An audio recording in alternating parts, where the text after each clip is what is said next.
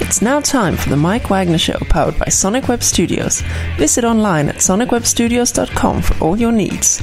The Mike Wagner Show can be heard on Spreaker, Spotify, iHeartRadio, YouTube, iTunes, Anchor FM, Radio Public, and the MikeWagnerShow.com. Mike brings you great guests and interesting people from all across the globe. So sit back, relax, and enjoy another great episode of the Mike Wagner Show.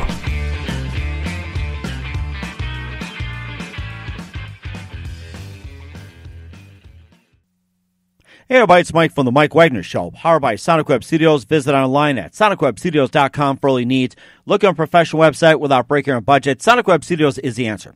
Sonic Web Studios offers fast, affordable custom web designs that blow the competition away. Call today at 1-800-303-3960. That's 1-800-303-3960. Or email to support@sonicwebstudios.com. Mention the Mike Wagner Show. Get 10% off your first order. Sonic Web Studios. Take your image to the next level. Also, the Mike Wagner Show can be heard on the MikeWagnerShow.com. You can check our Facebook page at facebook.com/the Mike Wagner Show. You can download and listen on Facebook, SoundCloud, Spreaker, Spotify, and iHeartRadio. Also on Anchor FM, Radio Public, iTunes, Google Play, Apple, Deezer, Stitcher, and more. Take the Mike Wagner Show on any mobile device. Subscribe to the Mike Wagner Show on the YouTube channel. Also follow the Mike Wagner Show on Instagram and Twitter today. We're here with a wonderful author who first grew up in Chicago, then went to Ohio University in Athens, and later went back to Chicago with her husband and back to Athens, and now in Columbus, Ohio, just trekking back and forth. She's a freelance writer. She has 3 books out called Meet Maddie, the Columbus Food Truck Cookbook, and the Best Trailer Food Diaries, and she's a contributor to Food Crave in the Columbus Monthly, and she's into writing and cooking. She's very passionate about what she does, and once you get to know her, you'll be hungry for more. And talking about food, I'm feeling hungry already.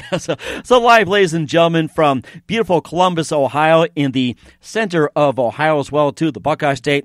Ladies and gentlemen, freelance writer, and I like to have her as my cook, Renee Casteel Cook. Author Renee, good morning, good afternoon, good evening. Thanks for joining us today. Thanks, Mike. I appreciate you having me. Hey, no problem. So you're a Chicago native. You first discovered Ohio on a college visit. You fell in love with the college town of Athens. You was your future husband, Jim, while at Ohio University.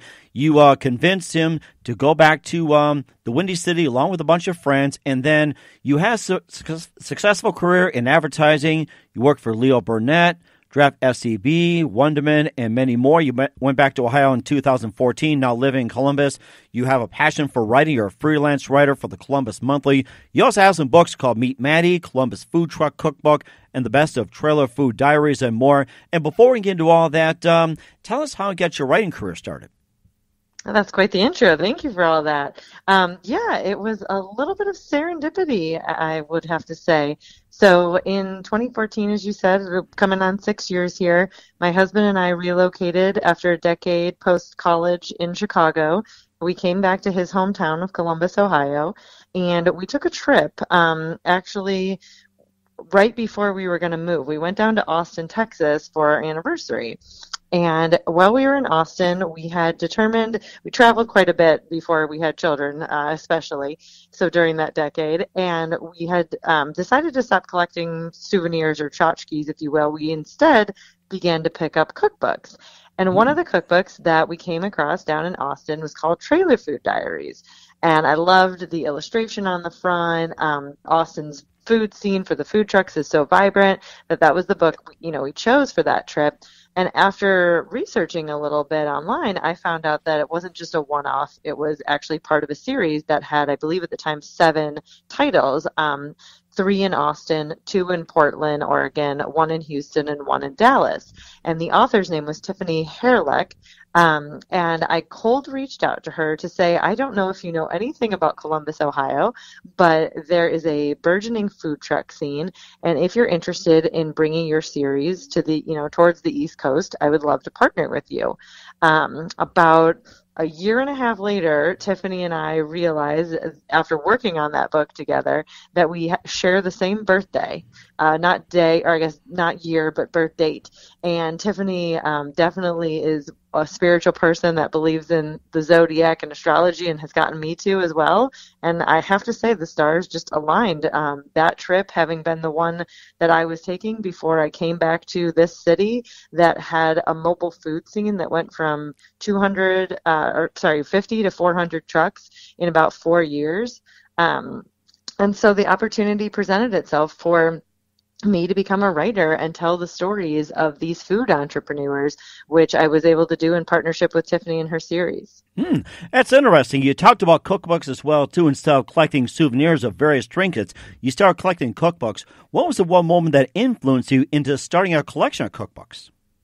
I believe we were on a trip to Greece, and we, there's a lot of different things that you would think to bring home, whether it be foodstuffs or, clothing or a souvenir that you would display.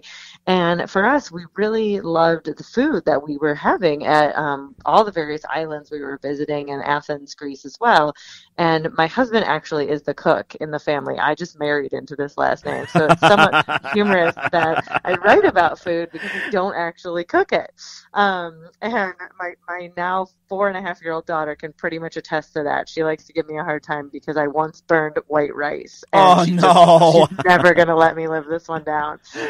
If you ask her who cooks in the family, it's definitely, if you want mommy to make a sandwich, that's okay. But if you want any kind of hot food, you probably should go ask daddy. And so we were in Greece, and we came across a Mediterranean, sort of like a Mediterranean diet kind of lifestyle cookbook. And my husband was like, well, why don't we bring this home? I can recreate some of these dishes that we've had here, and we can not only relive the trip ourselves, but we can share it with our friends and family, because we like to entertain, we like to cook for other people. And I should say I like to plan the menu, and he likes to do the execution. So it's a good partnership in that regard. It sounds like a really good partnership. And what was your favorite dish in Greece? So there is a recipe that we still create. We had so much great food while we were there, different meats like lamb, different cheeses, of course, the local honey. But there's one dish from that cookbook that we have on a good rotation that our daughter now eats as well. And it's a meatball dish. And you can use ground beef if you want, but they tend to use a mix of lamb, maybe some veal, whatever you might have. You could use ground pork if you wanted to. And then it has a red, like a tomato-based sauce, but it's a pretty thin, not like a thick barbecue or anything like that. And I think what really makes it stand out from a meatball dish that I might have had prior to that is it also has a yogurt-based sauce that you then put over the top. And it then incorporates some of the Greek spices like oregano, and I believe there's a little bit of cumin. And it's just, a different spin on kind of what we grew up with as an American maybe idea or an Italian idea of a meatball that might have breadcrumbs and parsley and things like that. So that was one that we started making from day one that we got home from that trip, and it's been 7 or 8 years. Wow. And what about some of the other dishes you guys still make? Yeah. So there are a couple of breakfast items from that particular book that I actually, so if I do anything, I'm probably the one that bakes. So there's some, breads that we've done a couple of times, and then there are some seafood dishes. So when you're, out on the islands, obviously their fish is very fresh, and kind of a spin on maybe what we would consider a bouillabaisse or a seafood stew. But again, with more of the Greek leaning spices, those kind of come to mind as top of mind from that cookbook. That is amazing as well, too. And we'll talk about some of the other food trucks as well, too. You listen to The Mike Wagner Show at themikewagnershow.com, powered by Sonic Web Studios. Visit online at sonicwebstudios.com for all your needs. Look at a professional website without breaking your budget. Sonic Web Studios is the answer. Sonic Web Studios offers fast, affordable custom web designs that blow the competition away. Call today at 1-800-303-3960. That's 1-800-303-3960. Or email to support@sonicwebstudios.com. Mention the Mike Wagner Show. Get 10% off your first order. Sonic Web Studios. Take your image to the next level. Also, the Mike Wagner Show can be heard on the MikeWagnerShow.com. You can check our Facebook page at Facebook.com/The Mike Wagner Show. You can download and listen on Facebook, SoundCloud, Spreaker, Spotify, and iHeartRadio. Also on Anchor FM, Radio Public, iTunes, Google Play, Apple, and more. Take the Mike Wagner Show with you on any mobile device. Subscribe to the Mike Wagner Show on the YouTube channel. Also follow the Mike Wagner Show on Instagram and Twitter today. We're here with author Renee Casteel Cook, freelance writer for the Columbus Monthly in the Food Crave section. She also has books called Meet Maddie, Columbus Food Truck Cookbook, Best of Trailer Food Diaries, and going from Greece, collecting cookbooks and coming to America. And also just tell us about some of the Austin dishes that you really enjoyed and some of the other dishes along the way.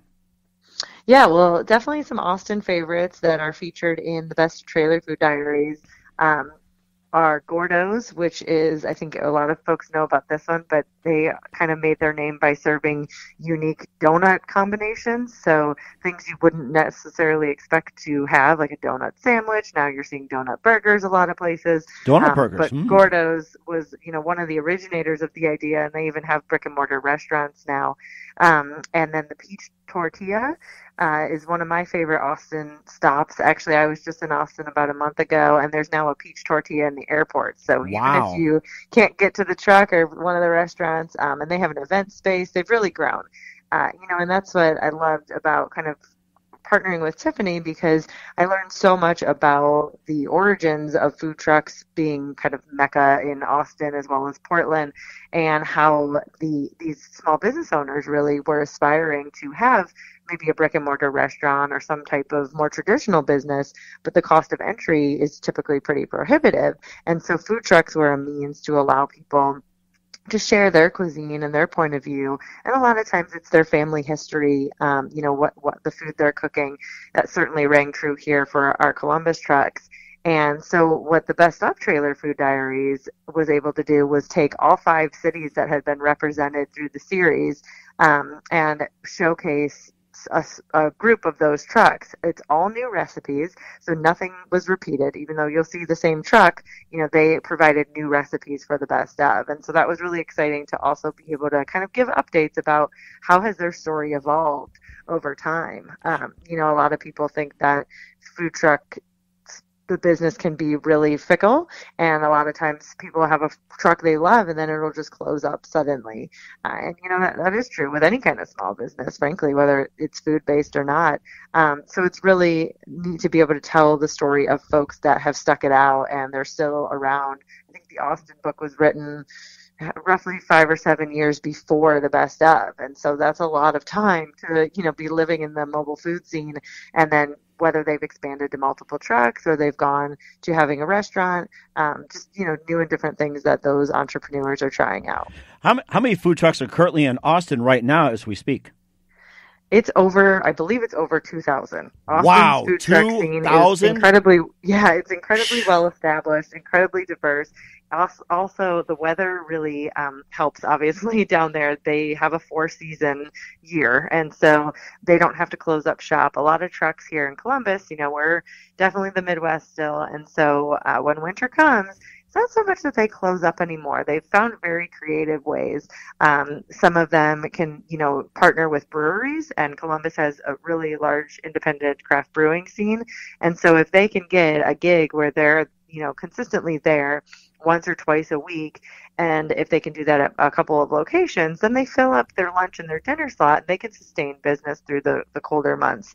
A lot of trucks here also do a bit of events, and graduation parties have become huge, weddings have become huge. So it's almost just an alternative to what your traditional catering might be, where you can actually give your guests a little bit of choice as to what they, might want to select from the truck menu, or have multiple trucks even. So, they've had to be kind of crafty, because if you can't get people to come out on a Tuesday for lunch because it's 30 below, then you got to still sustain your business through the winter months. On the other hand, I have some trucks who, and I guess it's actually a food cart. So there's a couple different formats. People in different regions, that's why the series is called Trailer Food. In Austin, they typically call them trailers. In Columbus, we call them trucks. In Portland, a lot of times they're called carts. And I have one of the trucks or carts in the Columbus book. He's a popsicle vendor. And so he only works from basically, I guess, May through November if we have a good fall. And then he goes down and lives in Florida, and he has another job for the winter season. It's not even his cart. He doesn't take that down with him, but he could, I suppose. But he does a freelance business down there, and then he almost snowbirds his 2 businesses, and comes back for the warmer months when popsicles are something that people are looking for. It's just people get really creative with how they're going to make their living and sort of manage their own hours. They are long hours when you're working, the events and things like that. But that's what they've chosen to do. And how much does it cost to start up a food truck? Totally varies. So when I was talking about, say, a small cart, like a popsicle vendor, he only needs a refrigerated thing on wheels, the box on wheels, if you will. He tends to put up an umbrella too, because it does get hot. Mm-hmm. You don't want those popsicles to melt. So he's got a small setup, maybe a couple hundred, maybe $1,000 worth of investment there. We've got other folks who have gone soup to nuts, if you will, on something that could be like an old mail delivery truck, for example. We had a soft serve food truck come to the scene in Columbus last year. They're not in the book, but I did profile them for Columbus Monthly, and they took an old USPS mail truck and they completely outfitted it to have a soft serve machine, freezer, all the toppings that they would need for service. And then they had to do all the graphics on the outside, and people can get really intricate. Another truck that I recently profiled for the magazine has about 200 pounds of wood carvings on the side of this truck, and it's all sea creatures. So then you're talking about an investment of upwards of $5,000 just to get started. And that's before you start talking about any marketing costs or food costs and whatnot. So, and then, you have to have a place to keep your truck and a place to clean up afterwards. So we have a couple of places specifically in Columbus where trucks can actually be a member of, and they can go, and at the end of service every day, they can clean out their truck, plug it in, or anything that needs to be, and really just do all the post work that needs to get done before they can prep the next day. And what is the most common food truck that you see in your journey, and what percentage would you say is the most common? And what is the most unusual or unique food truck that you have ever seen? Sure. Well, part one, I think the taco truck has just been, the reigning original in the category. People will give credit to the Kogi truck in LA as being the original food truck. That was a mashup of Korean and Mexican cuisine. So it's like the short rib taco, if you're familiar with that now. It's a bit ubiquitous. But, at the time it was like a short rib taco. What? So there's, especially like a Korean short rib taco, that flavoring, you didn't expect to come in that delivery vehicle. But taco trucks were definitely still really popular. And then I think after that, I would probably say sandwich trucks, because those are two things that are relatively easy to prepare in advance and then serve, whether hot or cold, from the truck, depending on what you're, trying to achieve. Interestingly, in Chicago, where I grew up and then went back to after college, there was an ordinance for a long time that you couldn't prepare food or you couldn't cook food on a moving vehicle, even if it was parked. And so the Chicago scene for a long time, now this has changed in the last 5 years since I've been gone, but it was dominated by cupcake trucks because they could be made in advance and just served from the truck. And so Chicago's food truck scene really struggled for a long time because the restaurant owners there, they actually didn't really want to welcome food trucks. And since it's such a political environment, they had lobbied for there to be, I believe the rule was that you couldn't operate a food truck within 100 feet of the door to a brick and mortar restaurant. If you know downtown Chicago at all, that's almost nowhere. There's literally a restaurant every 100 feet in some areas, populated areas of the city. So it was really debilitating for the growth of the industry, and that's why I was so impressed with Columbus's food truck scene when I relocated. That's what really made me stop and take pause and say, wow, this is a huge thing here that it wasn't at the time in Chicago. There's quite a scene now, and that's what made me equivalize it really to a city like Austin or Portland, who of course they're still significantly bigger. But, Columbus is holding their own at 400 plus trucks at this point.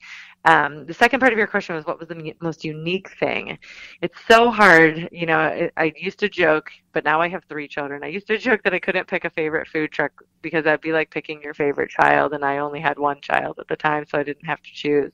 But, some interesting things that you wouldn't necessarily expect to come from something on wheels. So we had a truck, I don't believe they're in operation anymore, but it was called Alice's Ebbelskiever, and that's a Dutch pancake ball.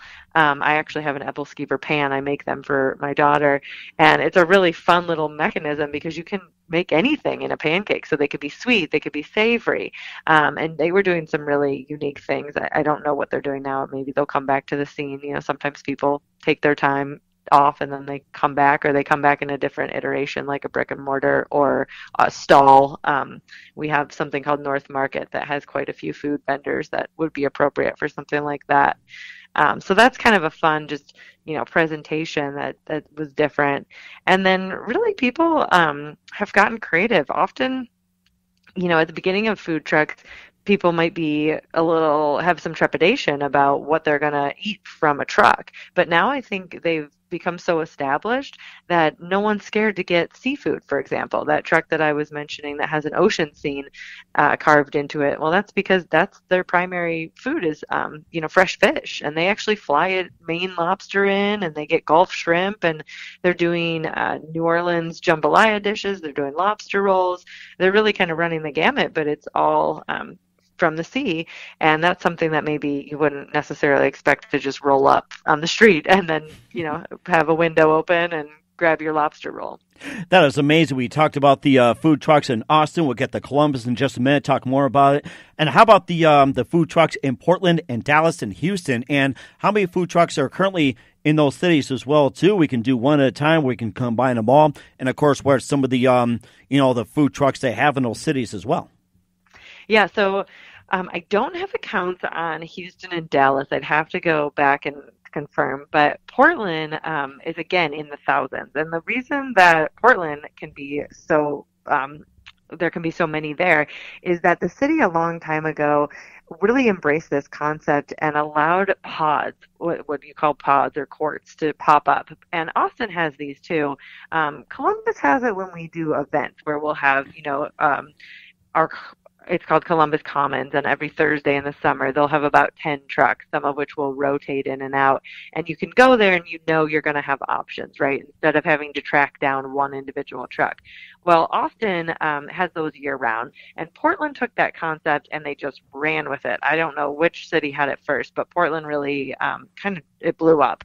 And they have pods that have up to 50 food trucks at any one time, and they're relatively permanent, so that you're going to go to the corner of X and Y street. I'm not going to throw out my Portland geography because it'll be terrible. And you can literally, it's the length of a city block, and there are 10 trucks going one way and 20 going the long way, and then same on the opposite two ends of the street.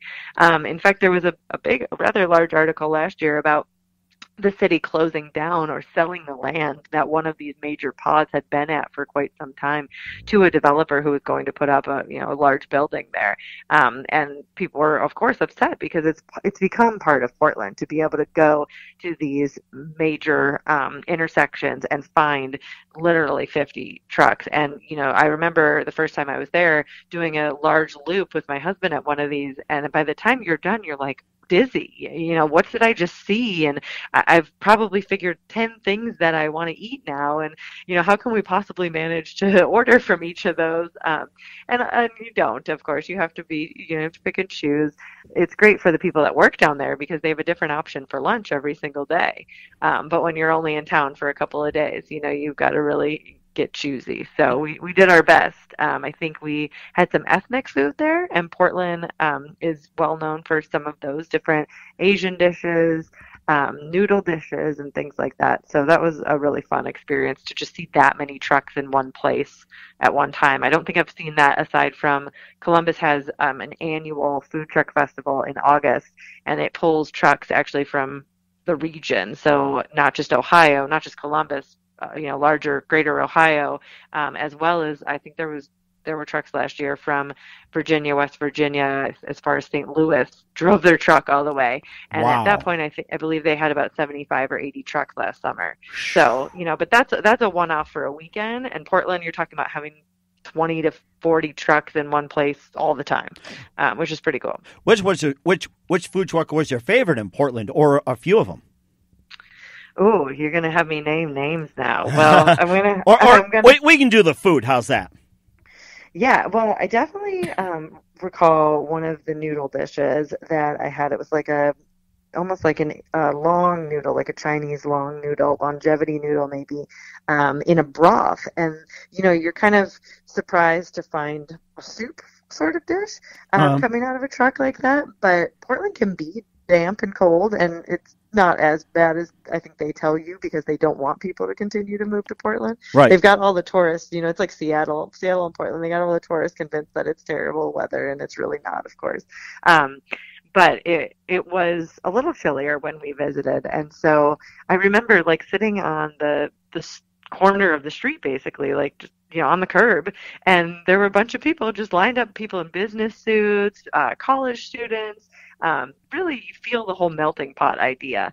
And I remember sitting there kind of slurping these noodles with this really intense broth, like almost like a bone broth before that got trendy, with these little mushrooms in it that I'd never seen before, maybe an enoki mushroom. Again, now a little bit more popular, but this was quite some time ago. So, it's dishes like those that they stay with you and they almost become like a hallmark of your travel.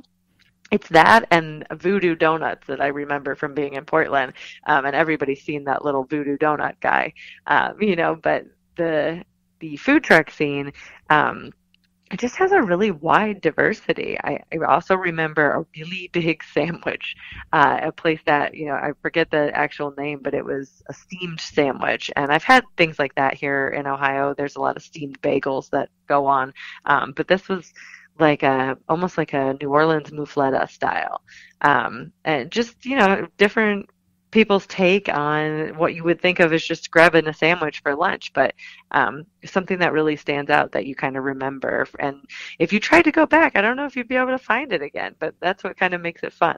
It sounds like a lot of fun. We'll talk more about the Columbus Food Truck Cookbook. You listen to The Mike Wagner Show at themikewagnershow.com, powered by Sonic Web Studios.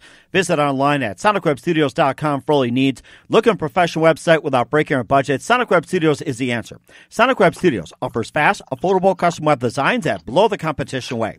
Call today at 1-800-303-3960. That's 1-800-303-3960. Or email to support@sonicwebstudios.com. Mention the Mike Wagner Show, get 10% off your first order. Sonic Web Studios, take your image to the next level. Also, the Mike Wagner Show can be heard on themikewagnershow.com. You can check our Facebook page at facebook.com/the Mike Wagner Show. You can download and listen on Facebook, SoundCloud, Spreaker, Spotify, and iHeartRadio. Also on Anchor FM, Radio Public, iTunes, Google Play, Apple, and more. Take the Mike Wagner Show with you on any mobile device. Subscribe to the Mike Wagner Show on the YouTube channel. Also follow the Mike Wagner Show on Instagram and Twitter today.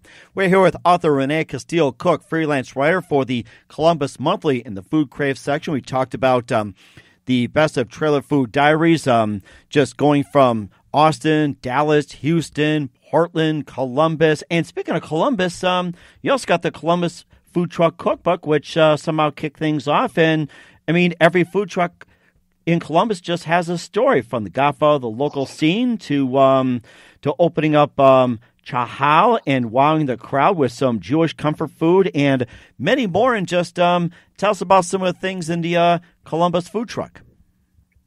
Yeah, thank you. Well, the Columbus Food Truck Cookbook is a representation of the city's mobile food scene, because we could not, of course, even attempt to represent all 400 trucks, 400 plus at this point. But I think we did a really good job and made a concerted effort of showing the diversity of the scene. And so, you've got some trucks that are very tried and true to Midwest soup and sandwich places. You've got pierogi truck, which is one of my favorites. I've actually been on TV with the folks from Sophie's Gourmet Pierogi. They're doing something that their grandma started, and pierogi are traditionally Polish, I believe, Eastern European, and that's their family heritage, and that's common certainly in Northwest Ohio.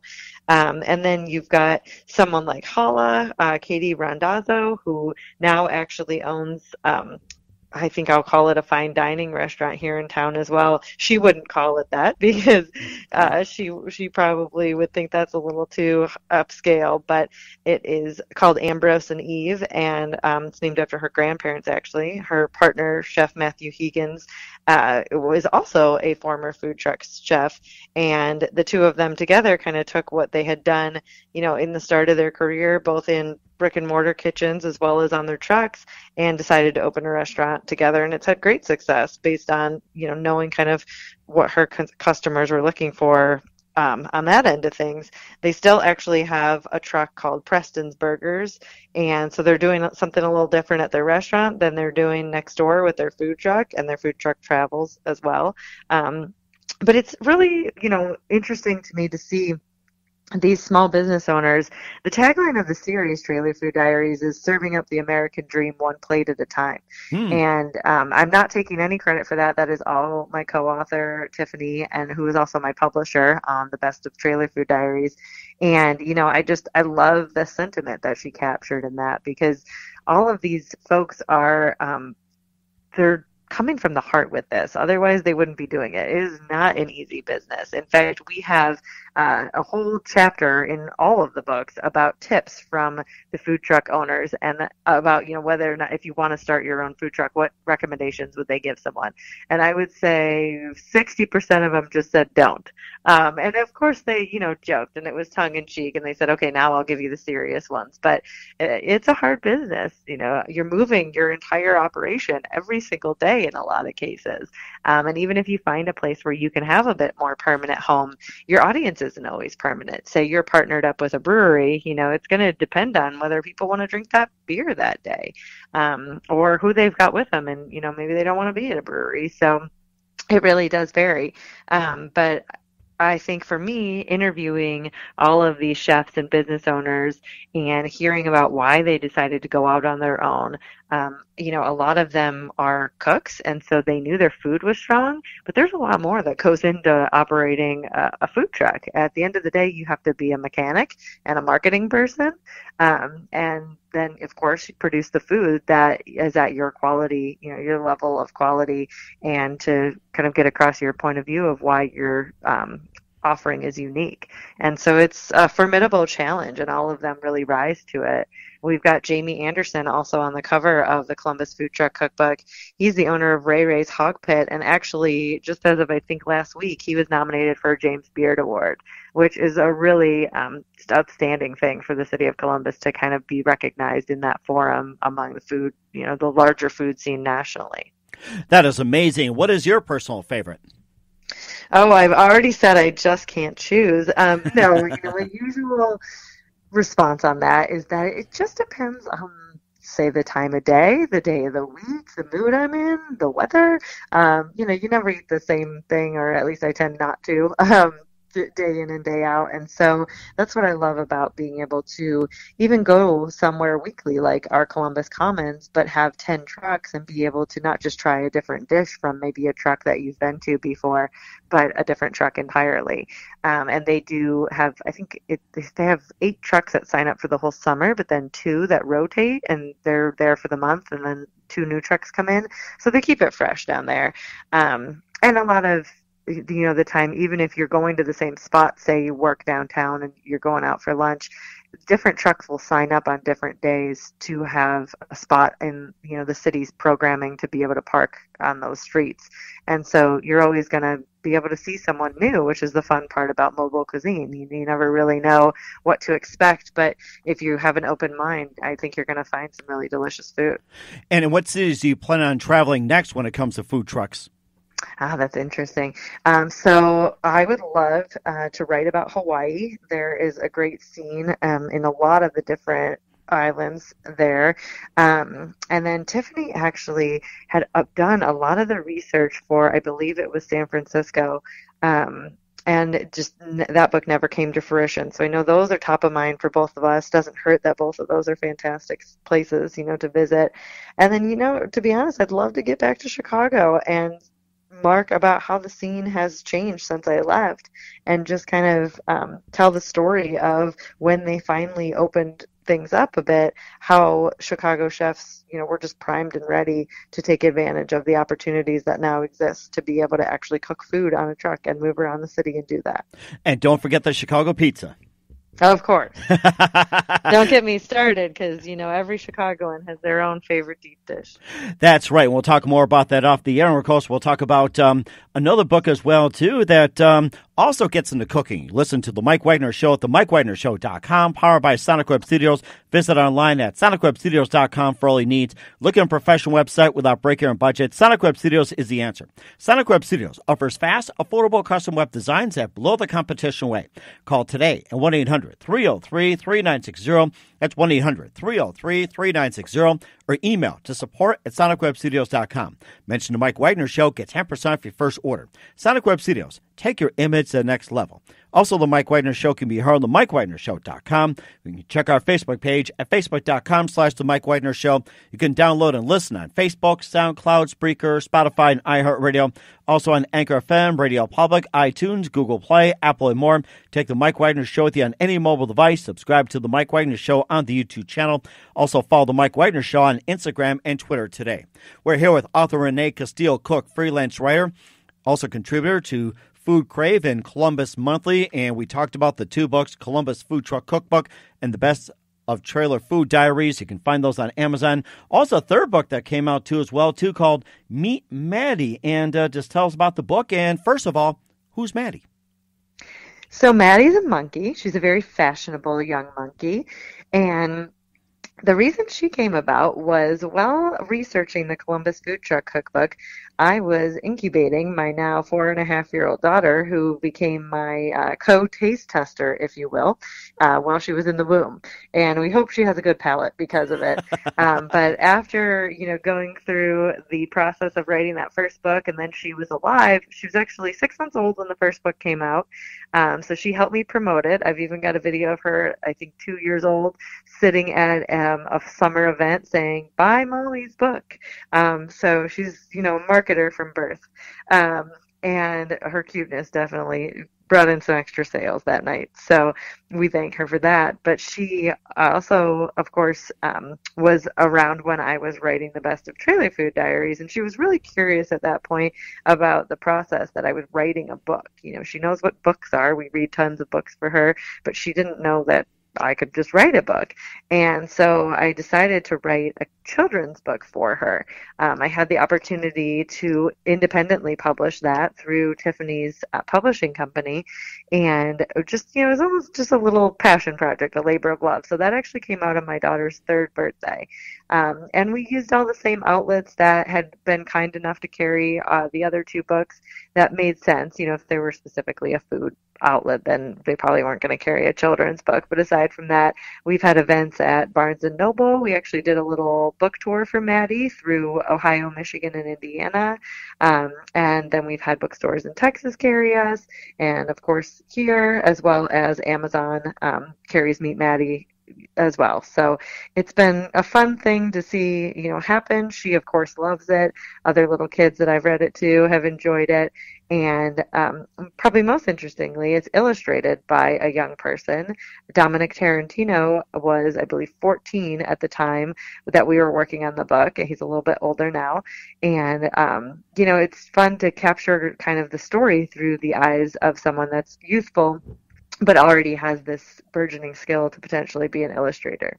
That is amazing, too. She's like one part Eloise, one part Olivia, and one part Pippi. That's a pretty unique combination. Yeah, so she's got a lot of spunk. She's an adventurous little monkey. She has a particular penchant for mismatched fashions, and that's inspired, in, I guess, 4th part, by my own daughter, who, even at a very young age, determined that she needed to dress herself and that matching was not important.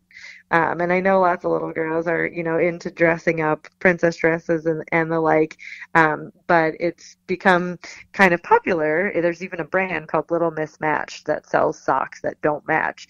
And so, kids love wearing polka dots with stripes, and so does Maddie.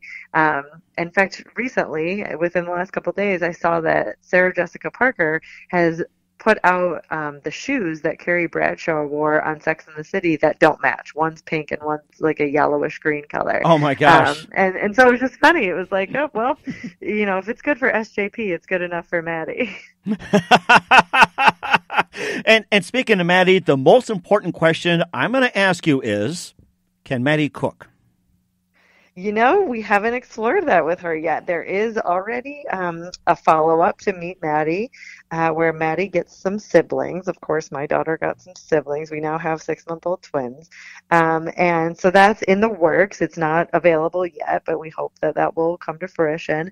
But Maddie cooking is a fun one. I've had lots of suggestions from groups of kids that I've read Meet Maddie to. They want her to go to the zoo, which poses a few problems for me because I'm not sure if she's supposed to want to live there after that, or if she knows that she's a monkey that doesn't live at the zoo because she lives in a house in the Meet Maddie book. So I've got to figure out the zoo predicament. But they definitely want her to go visit the monkeys, and they wanted her to get a brother. So we'll see what kind of sibling she gets, but we're working on it. Yeah, we're looking forward to it as well, too. Love to have you back on and give us an update. And who are some of your favorite writers growing up? So growing up, The Great Gatsby was always my favorite book, and it's just a go-to that I've revisited time and time again. Breakfast at Tiffany's also falls into that category for me. In fact, I'm sitting in my guest bedroom / office in our house right now. I got taken over when we had more children, so now it's a combo, looking at a picture of Audrey Hepburn from that movie. So that's inspired me on more of the adult side of things. But from a children's perspective, Sandra Boynton's books have always just been one of Ellie's favorites, and they're fun to read. They kind of get rhythmic and sing-songy, and Maddie is written in rhyme, so that was definitely an inspiration. And then there's a series called, I guess it started off with "I Love You, Stinky Face," and it's by isn't that great? And she's got "Good Night, Stinky Face" and "Merry Christmas, Stinky Face," and it goes on and on. Her name is Lisa McCourt. So those are the two that really inspire me on the children's side of things. And then specifically to cookbooks, because that was very new to me. Of course, I have to go with my co-author, Tiffany Harlick. She had done this 7 times. She had a model and a system that was foolproof, honestly, and I just plugged in and executed it. And I love interviewing people. I love, as I know you do, Mike, I love telling their stories and hearing them tell their own stories, and then helping them to tell their story, because not everybody's a writer or a radio host, of course. But there's something just really fun about having somebody who comes from a different background of being in the restaurant business kind of download you, and then you being able to craft that into something that someone wants to read.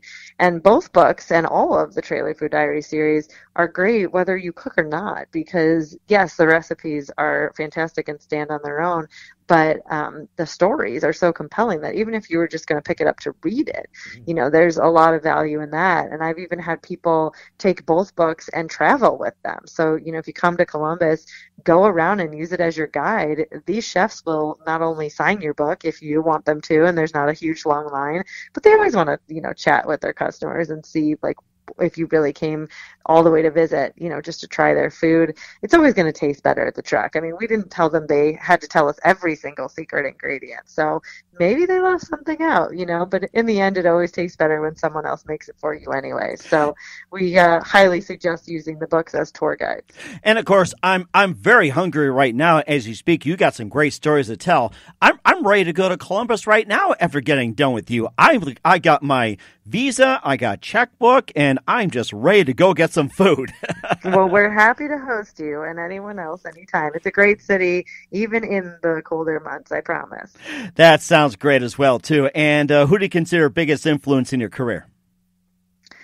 I've had a shift in my career from the relocation to Chicago, and spent a decade in really what I would consider a 9 to 9, in advertising. Loved almost every minute of it. No one in advertising will tell you every minute of it's as glamorous as people think it is. It's not all Don Draper. But, it was fun, and it was the right time in my life to do that. But when we relocated, mainly for my husband's work and a bit of family as well, I was able to take the opportunity to really step back from that and see, hey, what would I do if I could do anything? And writing really has always just been something I've done.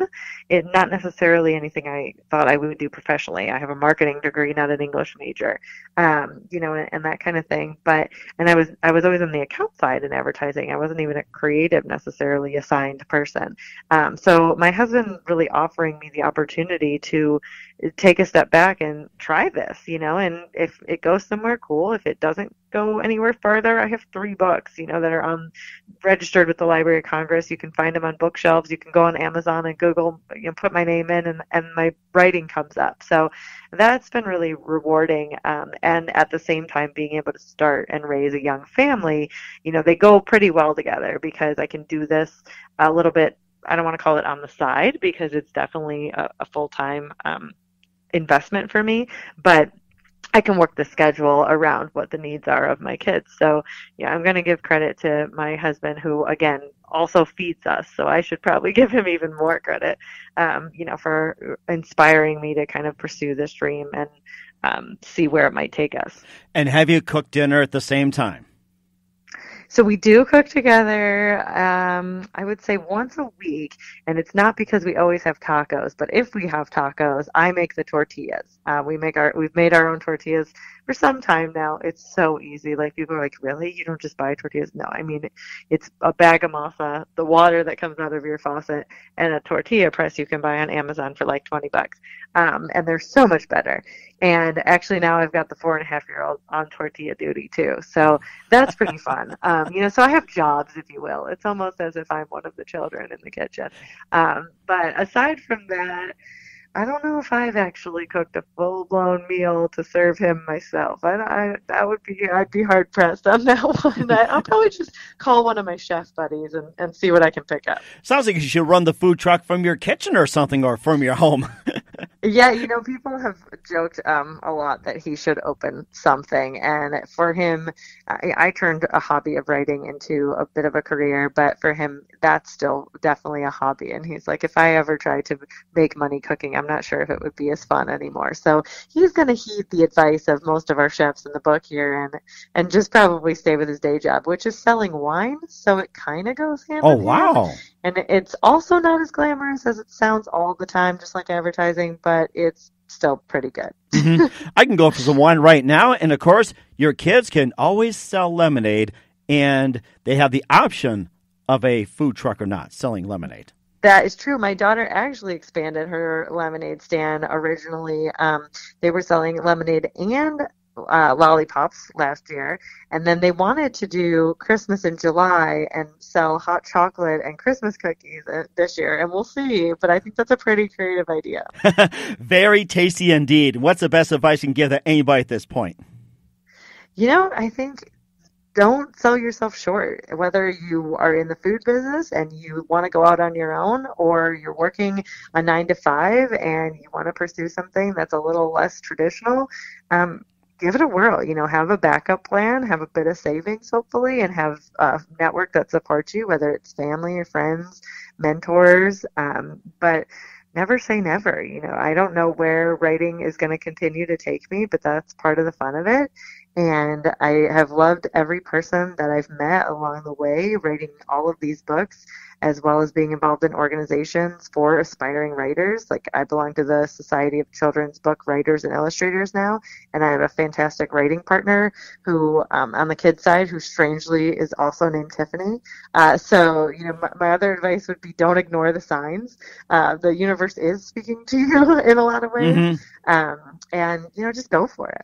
Don't ignore the signs. I love it. I'll keep that in mind. Once again, author Renee Casteel Cook, freelance writer, contributor of Food Crave and Columbus Monthly, and the Mike Wagner Show, author of Meet Maddie, Columbus Food Truck Cookbook, Best of Trailer Food Diaries. And once again, tell us about your upcoming projects, what's your website, how do people contact you, and where can people purchase your books? Awesome. Thanks so much. Yeah, so upcoming projects, we're hoping to continue meeting Maddie with some follow-ups on her side. And in the meantime, I am still a contributor for Columbus Monthly Magazine and the Dispatch family here in Columbus. You can always find me at reneecasteelcook.com. You can find the books there as well, or you can go directly to what we used to joke is the world's longest but easiest URL, which is thecolumbusfoodtruckcookbook.com. That'll redirect you over to the Trailer Food Diaries site, where you can also find all of Tiffany's other books, as well as the Best Trailer Food Diaries cookbook. And, of course, last but not least, the great sales engine that is Amazon carries all 3 books, as well as my author page, and so you can quickly find any and all of it there. Fantastic. Renee, I'd like to thank you very much for your time. You've been fantastic. A lot of great stories, by the way, and you're making me hungry. I'm going to a food truck right now. Looking forward to having it again soon, and do us a favor, keep us up to date. We'd love to have you back on in 2020, and hopefully make us more hungry. Will do, Mike. Well, enjoy your meal. Thanks for listening to the Mike Wagner Show, powered by Sonic Web Studios. Visit online at sonicwebstudios.com for all your needs. The Mike Wagner Show can be heard on Spreaker, Spotify, iHeartRadio, iTunes, YouTube, Anchor FM, Radio Public, and themikewagnershow.com. Please support our program with your donations at themikewagnershow.com. Join us again next time for another great episode of The Mike Wagner Show.